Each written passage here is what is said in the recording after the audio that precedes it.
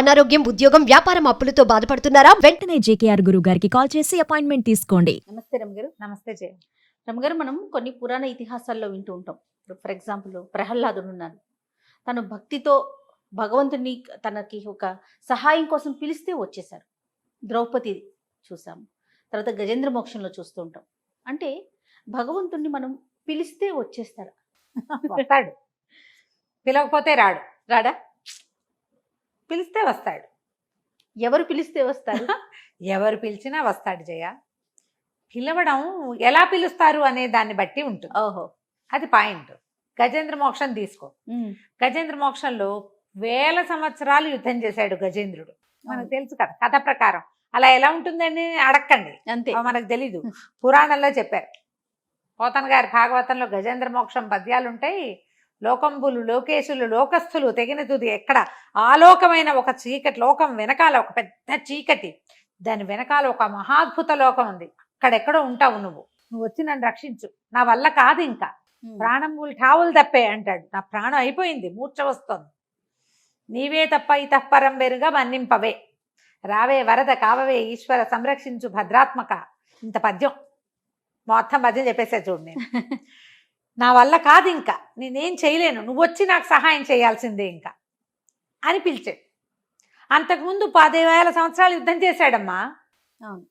నీళ్ళల్లో ఉంటే మకరానికి బలం ఎక్కువ, ఏనుక్కి బయట బలం ఎక్కువ. నీళ్ళల్లో ఉన్నప్పుడు దాని బలం ప్రకారం అది లాగేస్తుంది. శక్తి కొలది పోరాడాడు. ఆయనతో వచ్చిన గుంపంతా పోయింది, ఆ గజేంద్రుడితో వచ్చిన గుంపంతా. ఋతువులు మారుతూనే ఉన్నాయి, యుద్ధం అవదే.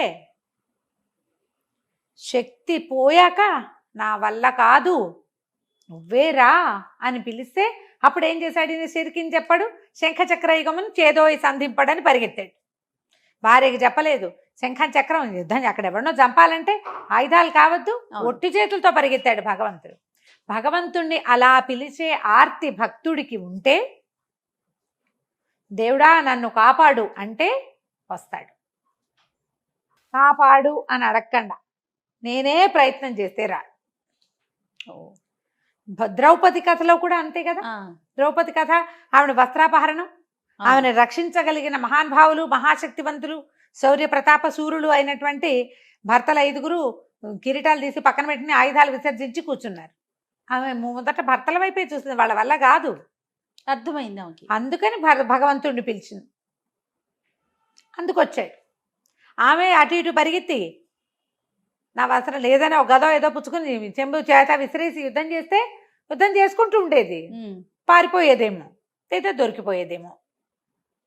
సందర్భాల్లో ఆవిడ ఏం చేసింది? భగవంతుడా నువ్వే నాకు దిక్కు, అన్యథా శరణం నాస్తి త్వమేవ శరణం మమ అంది. అందుకని శరణము ఇచ్చాడు. ప్రహ్లాదుడి కథలో ఎన్నిసార్లు అతనిని రక్షించాడో భగవంతుడు. భగవంతుడు ఉన్నాడని నమ్మాడు కాబట్టి.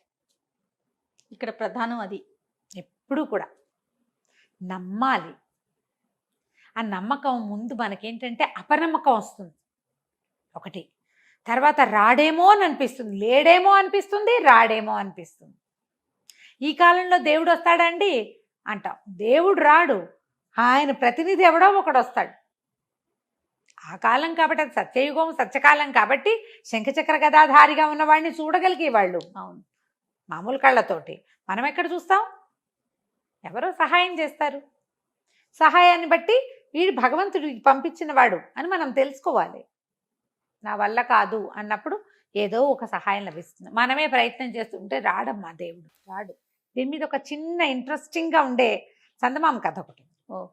ఒకసారిట పాలకడల్లో విష్ణుమూర్తి, లక్ష్మీదేవి ఆవిడని హాయిగా గులాసాగా పడుతున్నాడు. ఆవిడ కాళ్ళు ఒత్తుతుంది. చటుక్కును మాయమైపోయాట ఆయన. కంగారు పడింది, అయ్యో అయ్యో ఎక్కడికో వెళ్ళిపోయాడు, ఈయన ఏమైపోయాడు అని. ఉన్నట్టుండి మాయమైపోయాడని ఈవిడ కంగారు పడి బ్రహ్మకి శివుడికి కబురు చేసేసింది. వాళ్ళు వచ్చేసరికి ఈయన వచ్చేసాడు. వాళ్ళు అడిగారు, స్వామి ఎక్కడికి వెళ్ళావయ్యా, ఏం చేసి వచ్చావు, ఏమిటి అంటే, భూలోకంలో రామయోగి అని ఒక నా భక్తుడు, అతను మార్జాల కిషోర న్యాయంగా మహాభక్తుడు, నాకు నన్నే పట్టుకుని ఉంటాడు. అయితే ఏమైంది, అతను ఒక పక్క పొలంలో అతని ఆవు ఒకటి పక్క వాళ్ళ కామందు పొలంలో జ్వరపడేసరికల్లా ఆవును కొట్టాడు కామందు. రక్షించడానికి వెళ్ళిన రామయోగి కూడా దెబ్బలు పడ్డాయి. కొడుతుంటే అతను రాఘవ రామ నారాయణ వైకుంఠవాస బదరివాస అని పిలుస్తున్నాడు. అతన్ని రక్షిద్దామని పరిగెత్తాను. కానీ ఆ దెబ్బల బాధను తట్టుకోలేక అతను మార్జాల కిషోర్ న్యాయం నుంచి మర్కట కిషోర్ న్యాయానికి మారిపోయాడు. అతనే వెనక్కి తిరిగి ఆ కొట్టిన కామంది మీద పడిపోయాడు, తిరగబడ్డాడు. నాకు అక్కడ పని ఏముంది, అందుకని నేను వెనక్కి వచ్చేసా అన్నాడు. అనేసరికల్లా సరే శివుడు బ్రహ్మదేవుడు సరేలే ఇలా అవుతూ ఉంటాయని వాళ్ళ దారిని వాళ్ళు వెళ్ళిపోయారు. లక్ష్మీదేవి నిదానంగా భర్తను అడిగింది, ఇందాక మీరు మీ భక్తుడి కోసం పరిగెత్తుకుంటూ వెళ్ళాను, మొదటేమో మార్జాల కిషోర్ న్యాయం అన్నారు, అదే అంతే, తర్వాత వాడు అతనే తను రక్షించుకున్నాడు మర్కట కిషోర్ న్యాయంలోకి వచ్చేసాడని అన్నారు, ఈ రెండు న్యాయాలు ఏమిటి అని అడిగింది. న్యాయం అంటే ఏమిటి న్యాయం అంటే, మొదటిది మార్జాల కిషోర న్యాయం.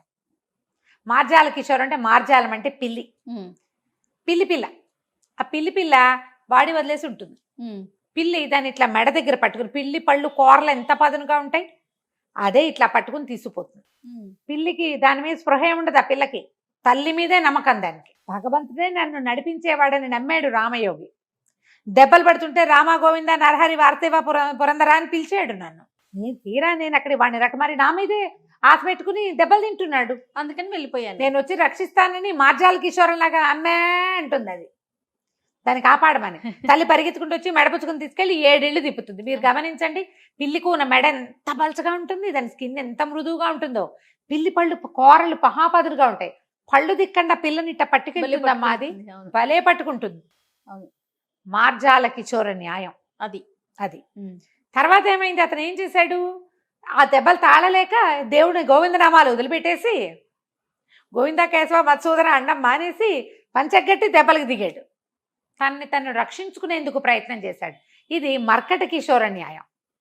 మర్కటం అంటే మంకీ, కోతి ఎంత పరిగెడుతుందో ఎంత ఎగురుతుందో దాని పిల్ల ఇట్లా కావలిచ్చుకుని ఉంటుంది తల్లిని. గమనించండి, ఆ పిల్లకి తల్లి మీద నమ్మకం లేదు, తన చేతుల మీదే నమ్మకం.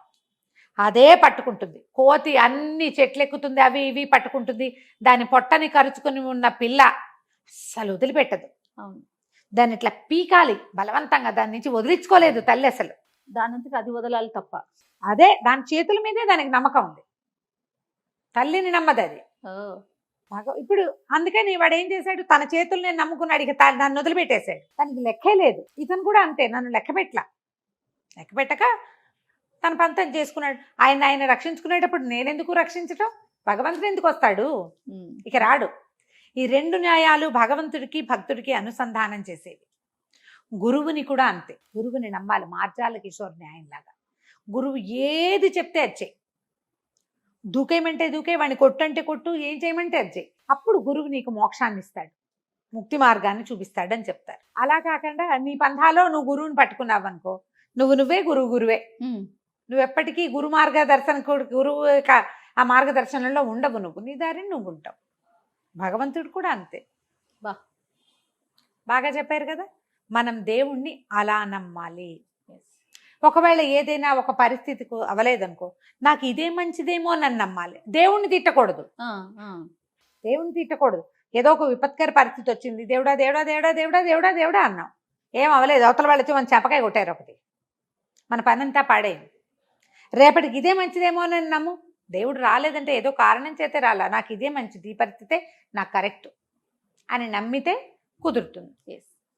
ఇలా ఆలోచిస్తే అసలు భగవంతుడికి భక్తుడికి వేరే అనుసంధానం అక్కర్లే, ఇదే అనుసంధానం. చాలా బాగుంది. నమస్తే. నమస్తే చే